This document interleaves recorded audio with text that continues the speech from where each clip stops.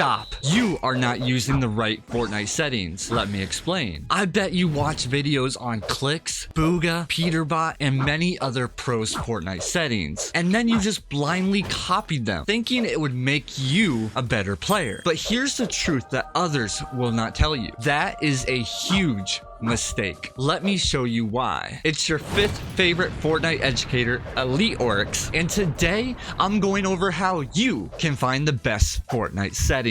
Before you go copying someone else's settings, please don't. Here's the deal. Not everyone plays Fortnite the same way. Maybe you're the type who constantly cranks 90s and takes high ground. Maybe you prefer lining up those sniper shots from afar. Or you might be the player who thrives on strategy, third party in fights, boxing people up like fish, or playing heals in the zone. My point is, your settings need to reflect your playstyle. If you're an aggressive builder, then faster sensitivity might help you keep up with quick edits and box fights.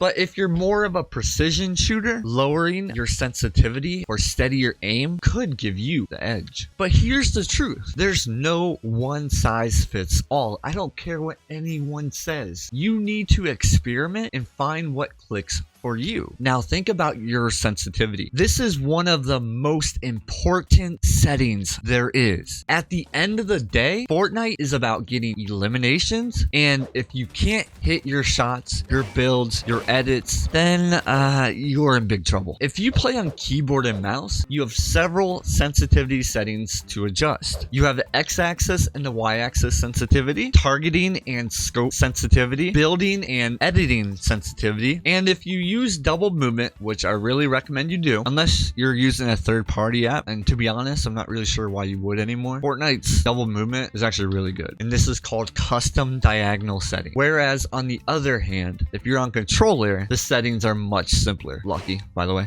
Very, very lucky. You have look sensitivity, aim sensitivity, and build and edit sensitivity. That's literally it. Just 4 sensitivities you have to mess with. Versus if you're on keyboard and mouse, you have like 20. But here's the thing. Higher sensitivity doesn't always mean better gameplay. So then how do you find the sensitivity that works best for you? Hey, that's a great question, little Timmy. Look, I could sit here and claim I've been playing Fortnite since the very beginning, and I have the perfect settings for everyone, including you, but that would be a lie, and I'm not one to lie. My playstyle is likely very different from yours, which means my settings may not work for you, and that's perfectly fine. The best way to figure out the right sensitivity settings is to practice, and for that, here is my top recommended map that will help you find the right sensitivity for either keyboard and mouse or controller. It's the Aim Edit Piece practice map. If you guys have watched any of my other top creative maps that I recommended, this is a really big one for me. The Aim Edit Piece practice map code will be on the screen above. This map is absolutely fantastic for dialing in your vertical and your horizontal aim. So that's your X-axis, Y-axis for keyboard players, and then that's your look sensitivity for controller players. I think it's more commonly referred to as hip firing, but you guys know what I'm talking about. It also helps you fine-tune your targeting and scope sensitivity for keyboard and mouse, and then that's your aim down sights or ADS sensitivity for controller players. And then it has sections specifically designed to improve like your building, editing sensitivity. I'm not going to touch too much on this because I actually made a really good video that dives deeper into like perfecting each sensitivity settings for both keyboard, mouse, and controller players. Be sure to check out that video. The link is in the top right corner, and then here's what the video actually looks like. Go ahead and like this video if you have ever copied someone's Fortnite settings before, and don't lie. Look, it's tempting to copy a pro settings.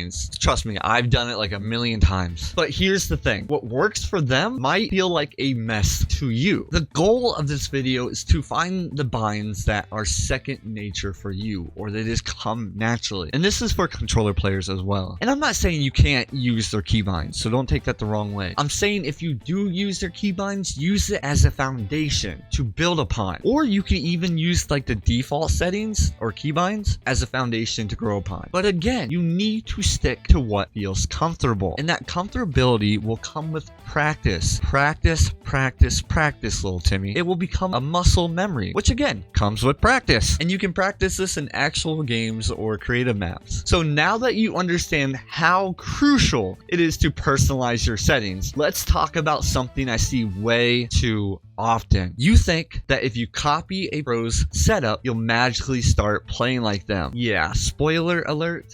That's not how it works, and here's why. You have Clix, you have Bugha, you have Peterbot. Look, they're all amazing pro players, but their settings are tailored to their unique playstyles. They have literally spent hours tweaking every detail to fit their needs, not yours. I know that's hard to hear, but not yours. Here's another thing to consider. The pros play on top tier equipment. Clix's sensitivity feels smooth on his $500 mouse with a custom DPI setting, but on your gear, it might feel completely off. These pros have spent hundreds, if not thousands of hours building muscle memory over time. Even if you did copy their settings perfectly, and trust me, I've been there myself, I've done it too, it won't make up for the time they spent mastering them. So go ahead and comment down below your favorite Fortnite pro. I want to see if anyone else has a similar favorite pro player. So instead of trying to mimic someone else's settings, here's the real secret to improving. Are you ready? I don't think you are. Make sure you don't tell anybody about this top secret tip, okay? Here it comes. No settings will make you better overnight. Let me emphasize that again. No settings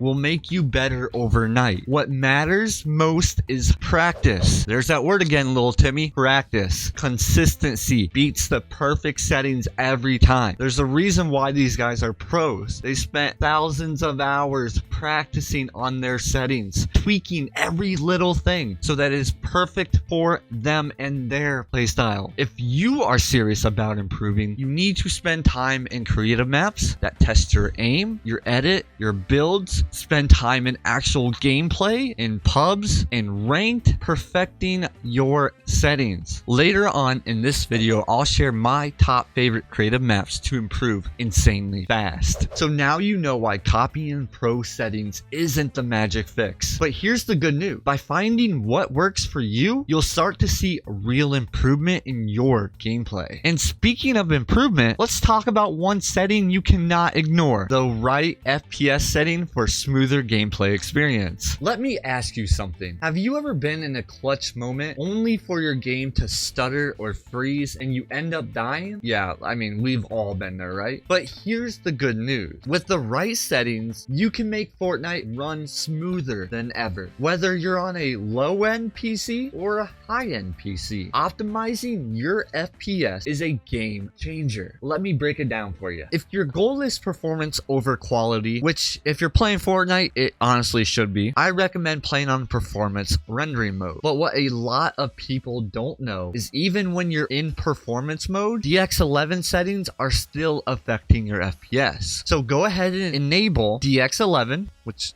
right here. If you have DirectX 12 shaders disabled, then DX12 is not going to pop up here. It actually even tells you right here, DirectX 12 requires SM6 shaders, which are not currently installed. So as you see, I don't have DX12s as an option. If you guys want me to make a video on how to disable that kind of stuff, go ahead and let me know in the comments below. We're going to restart once we're in DX11. All right, once you have restarted, go back to your settings, and now we're in DX11. As you see, you have more options. As before, graphics quality was in performance mode, now it is not, and because of that we have more options to choose from, and all of these settings affect your FPS when you're in performance mode. All right, so let's go ahead and scroll to the very top, and we're gonna go ahead and tackle these. Window mode should always be in full screen. I play windowed full screen usually, but if you look to the right, it actually tells you in full screen mode you cannot interact with other windows as easily, but the game will run slightly faster, which that's just another way of saying you get more FPS. Resolution, I have mine at 1920 by 1080. Desync, disable this. This will actually give you higher frame rate and better input response. Only time VSync should be on is if you are experiencing like screen tearing or issues with like inconsistent frame times, but you should never enable this in Fortnite. There's actually set in your Windows settings to do this, which is a lot better than Fortnite's version. Frame rate, you want to lock your FPS to your monitor's refresh rate, or at least like one above for like smoother gameplay. For example, if you're on on 240 hertz monitor, which I am, you want to cap your FPS either at 240 or 360. Rendering mode, we talked about this earlier. I'm going to switch over to performance mode, but I'm not going to apply it because we need to make some adjustments to DX11 settings first, okay? Next is color blind mode. This should be off. In previous chapters, it actually would boost your vibrance, making it easier to see people and even increase your FPS. But in this chapter, unfortunately, it doesn't really apply. So just turn this off. Colorblind strength, leave it at 0, or a lot of people have it at 5, but again, if it's off, it doesn't really matter. Motion blur off. Okay, so some of you might not have the custom option. I'm going to show you guys what I'm talking about. If I go to low, I actually lose that custom option here. Okay, I'm going to show you guys how to get the custom option because that's what you want. So the way to get custom as a quality preset option, only thing you need to do is adjust your 3D resolution. As you notice, as I adjust the quality preset, my 3D resolution changes. High, epic, 100%. It also changes all my settings to epic as well, which I do not want. What I'm going to do here is just adjust the 3D resolution. Now it gives me that custom option, which I can now change everything. So I have my 3D resolution to about 90. So if you read right here, it actually tells you lower resolutions can significantly increase frame rate. I've kind of played around with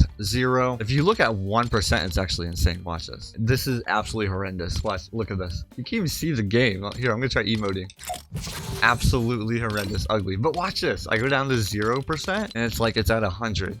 That's so weird. Again, I've kind of played with 0%, 70, 80, 90, and 100. I kind of seen the best FPS around like 80 to 90%. So I tend to keep my 3D resolution right there. I recommend just playing around with it, seeing what works for you. Again, lower resolution can actually boost your frame rate, but you do notice a lot more pixels as you lower the 3D resolution. Dynamic 3D resolution, have that off. Nanite virtualized geometry off. Shadows low or off. Global illumination, have that off. Flexions off. You want to have everything as low as possible. There's been rumors where if you increase your view distance to medium far for like low end PCs, it actually boosts your GPU and gives you more frames. I don't know how accurate that is. I don't really have a low end PC and I haven't really done too much research into if that's true or not. So if you are on a lower end PC, like a 10 series GPU or something like maybe like a 20 series GPU, give it a try. Let me know. I don't think it does, but I could be wrong about that. Textures, again, low. You want to have all these down to low as possible. This way you get the most out of your FPS. Show up FPS on. All right, now if you have a NVIDIA GPU or graphics card, turn this on to on plus boost. It actually lowers your system latency and actually boosts your FPS. So have that on plus boost. This is huge. I'm gonna make an adjustment up here in rendering mode. We're gonna turn that to performance mode. Here's my sound settings or audio settings. Feel free to copy them if you want. Sound quality, only thing this really does is affect like if you have the pump shotgun, it affects the sound of that. So I keep this on low. Here's everything else. Here are my game settings. Feel free to copy it. Again, use this as a foundation to build upon. If something doesn't work for you, obviously make the change to it. All right, now we're gonna go ahead and apply this. Then we're gonna restart. So now that your graphics settings are completely optimized, let's go ahead and talk about something that gets often overlooked.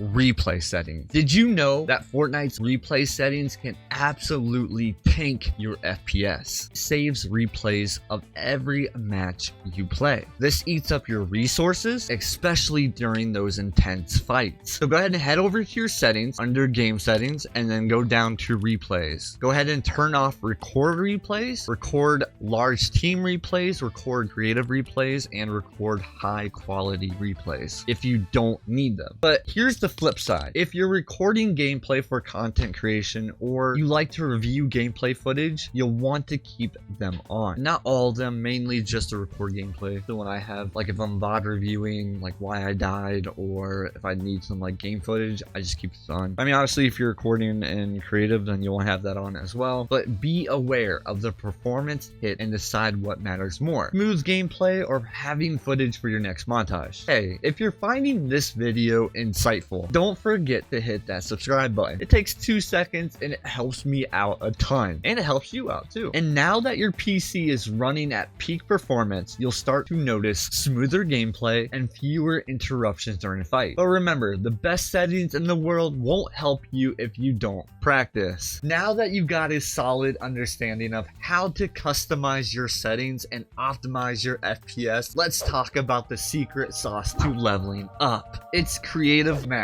These are absolute game changers for fine-tuning your aim, your edits, and your builds. And trust me, the right map can make all the difference. And to all the people saying that creative maps don't help you, stop it and get some help. Stop it. Get some help. Let's dive right in. First up is Aim Edit Piece Practice. I recommended this map earlier in the video, and of course I'm recommending it again because it's that good. This map is incredible for perfecting your sensitivity settings, whether you're working on hipfire accuracy, ADS aim, or snappy edits. This map covers it all. And all you need to do is spend about 10 minutes in this map, and you'll notice a big difference in your consistency. Now, if you ever catch yourself making the edit and just completely whiffing your shot, then you need this next map, Crosshair Training. This map will sharpen your aim while editing and shooting, making sure that you're always ready to hit those high damage shots, no matter what type of edit you're making. Next, if you struggle with your 1v1s, then this map is perfect for you. It's Ultimate 1v1. This map tests your settings in realistic fights, so grab a friend or hop in with randoms and see how your sensitivity and keybind hold up under pressure. If you love to practice against bots, maybe you like to hit those insane edits and hit an insane clip, then this map is for you. It's FreeBuilds versus 1000 bots by the GOAT himself, Martaz. This is a stress-free map, and if you practice in this map, this will build your confidence in building, editing, while fending off thousands of bots. It's especially useful for dialing in your building and editing sensitivity. Do you like to practice in high pressure scenarios? Let's be honest, a majority of Fortnite fights in pubs or even a rank or a comp is build fighting, and that's why this map is perfect if you want to become an expert level box fighter. And of course, it's Clix Box Fights. This map simulates intense box fighting situations with some pretty stacked players. This is a fantastic way to test and refine your settings under realistic conditions. So there you have it. Finding the perfect Fortnite settings is not about copying what the pros are doing. It's about understanding your playstyle, fine-tuning your setup, and putting in the work to improve. Remember, consistency in practice will always beat out trying to chase the perfect settings. With these creative maps and tips, you are now equipped to start dominating your matches. Before we wrap up, I want to leave you with this. No matter how much time you put into improving at Fortnite, or really anything in life, always remember where your true value comes from. Our Lord and Savior, Jesus Christ. He loves you for who you are, not for what you achieve. He has a purpose for your life, for my life, for everyone around you's life. That's greater than any victory royale. If you are ever feeling lost or overwhelmed, take a moment to pray and open His Word. Trust me, it will change your life like it did mine. God bless you and have an amazing rest of your day. Bye, everyone.